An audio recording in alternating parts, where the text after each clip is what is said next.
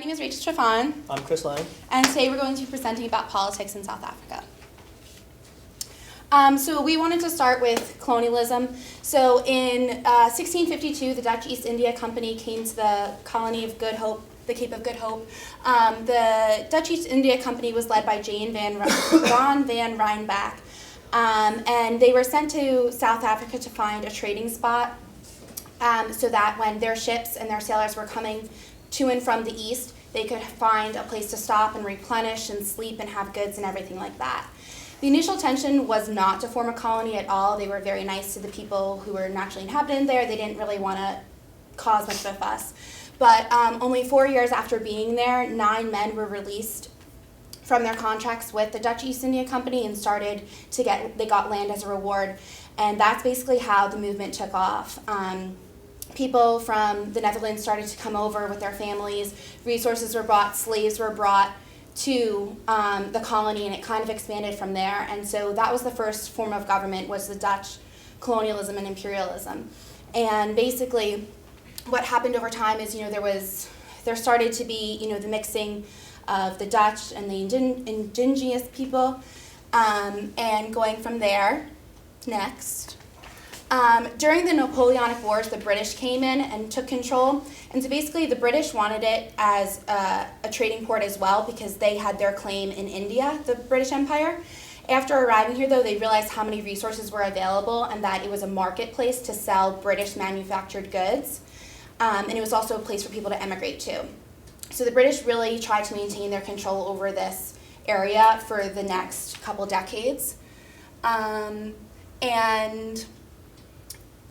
You go to the next one. From there. So what ended up happening was that the British started fighting with the people that were there. The former Dutch people made the great trek to kind of get away from British control. The Zulus and the Zozis started fighting with the British, and there was just like a lot of sense of conflict. The biggest climax of this was the Boers War. So in the first Boers War, the Boers were actually successful in defeating the British because they had knowledge of the terrain, but the British kind of retaliated and then they were successful.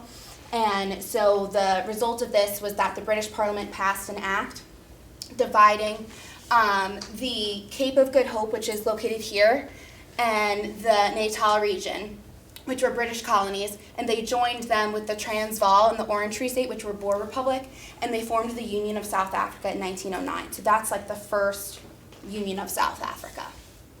You can go to the next one. Yep. And then the Republic of South Africa was formed in 1961. So the Nationalist Party was really responsible for bringing the organization to be a republic instead of the British Commonwealth. So they were responsible for pioneering the movement. And they became an independent republic in 1961. So the Nationalist Party was in control during this time. They were previously formed earlier, we'll talk about them a little bit later, lost some power during the World Wars, and then they basically were the ones who started the apartheid in the 1960s. So the National Party, as I was just talking about, it was originally formed in 1915, but kind of lost momentum over time. And then it ruled from 1948 to 1994 when South Africa became a democratic country. And then they're basically responsible for the policy of apartheid. So I know we've talked about it so much in class, but they're the ones who made the segregation. They made the townships. They made it illegal for blacks and whites to kind of cohabitate. And when the new constitution came, blacks were forbidden to vote. Oh, jeez. So the African National Congress, we also know as well, famous leaders include Nelson Mandela, Oliver Tambo, Walter Sisulu, and they were basically the driving force behind the end of the apartheid movement. So they originally tried to be nonviolent. They organized rallies and different things like that. Their original name was actually the South African National Native Congress, and then they kind of shortened it and reorganized everything in 1923. The Pan-African Congress, these were people who were originally part of the ANC and broke away because they wanted to use more violent means. And unfortunately, they're the ones who were responsible for the Sharpeville Massacre, which we learned about in class. The United Democratic Front, it was a movement of 600 church groups, student organizations, trade unions who came together to kind of really rally against the National Party and say that apartheid was not okay. The leader, the frontman, was Archbishop Desmond Tutu.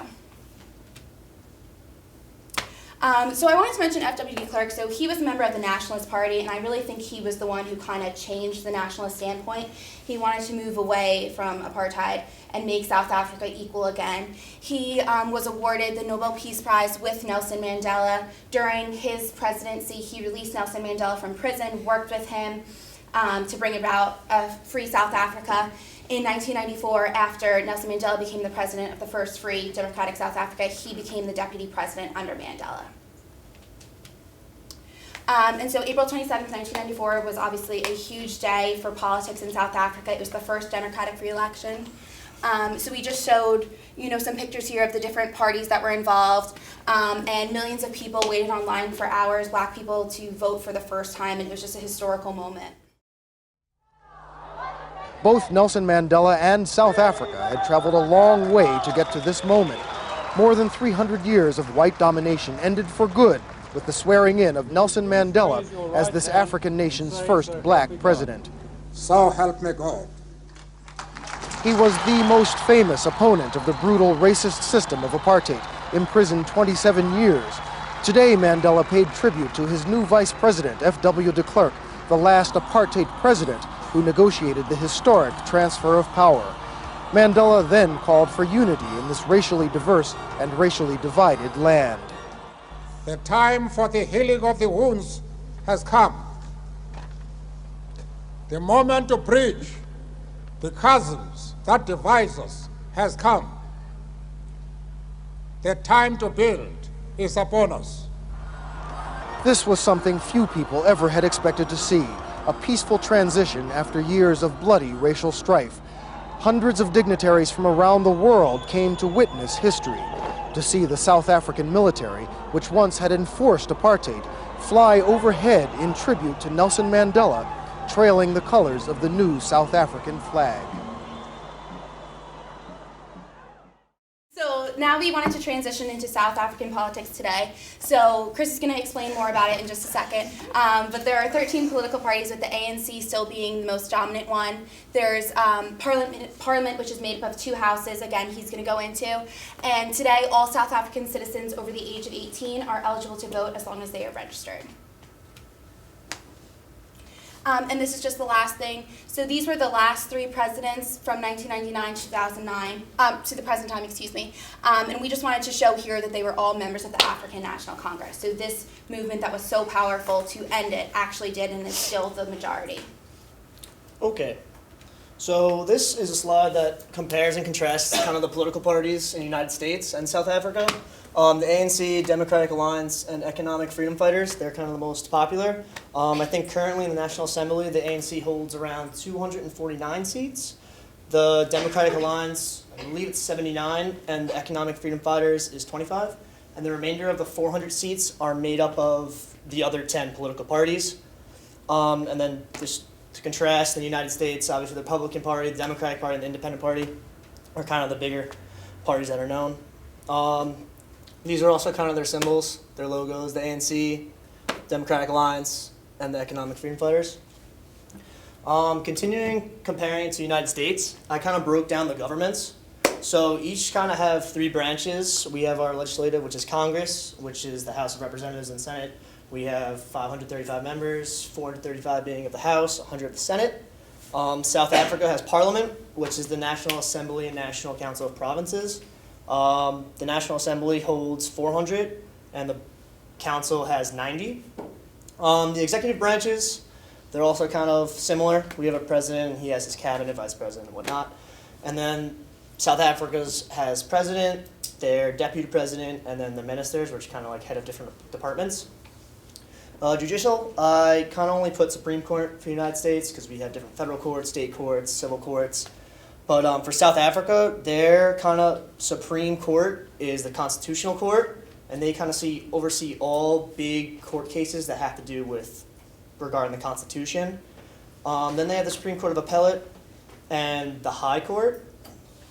And basically the High Court is kind of like our state government, so they have different jurisdiction between different townships and regions. And then just quickly, this is kind of a picture of our Congress related to their Parliament. rooms similar. And then our Supreme Court and their Constitutional Court of South Africa, which I'm assuming we'll see. No? Yeah. Okay. So then really quickly I wanted to talk about some political problems that are going on today.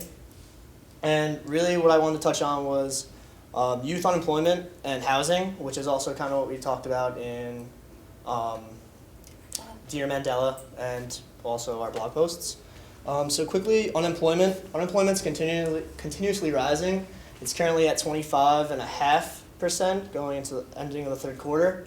A majority of this is because of youth unemployment, and what I mean by that, I mean kids that are dropping out of school, not completing school, or completing school with educations that really aren't good enough to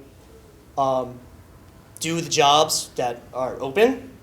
And then you also have the older generations from the Bantu education that they're still not skilled enough to hold positions that are open.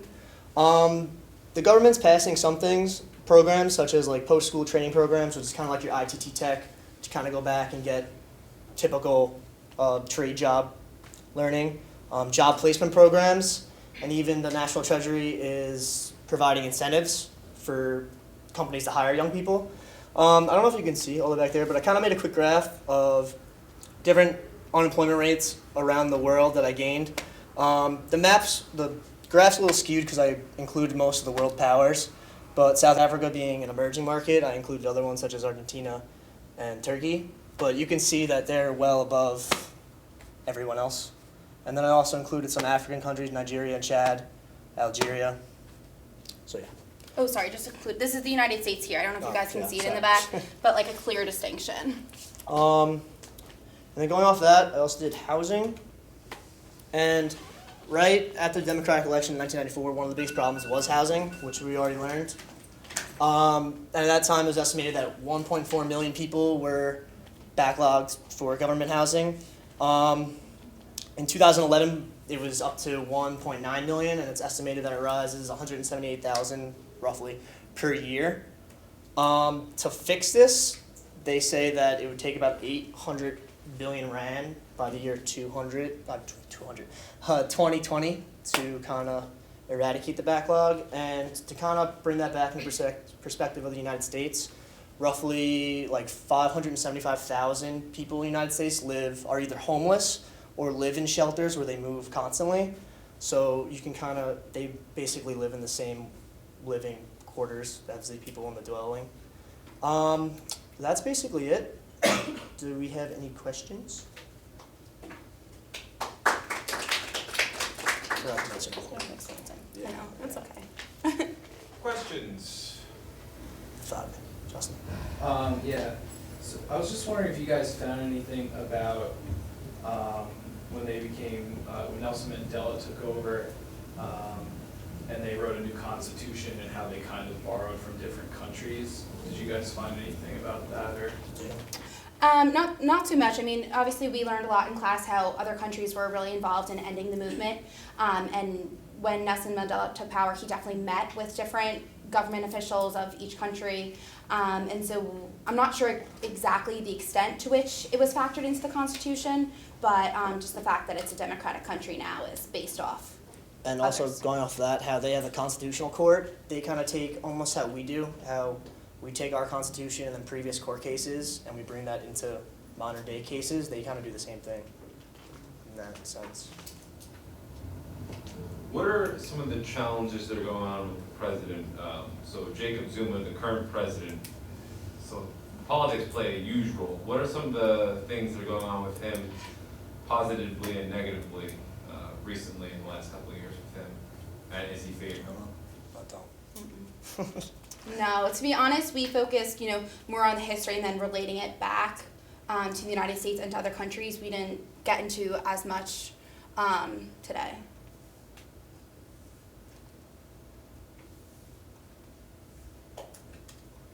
Any other questions?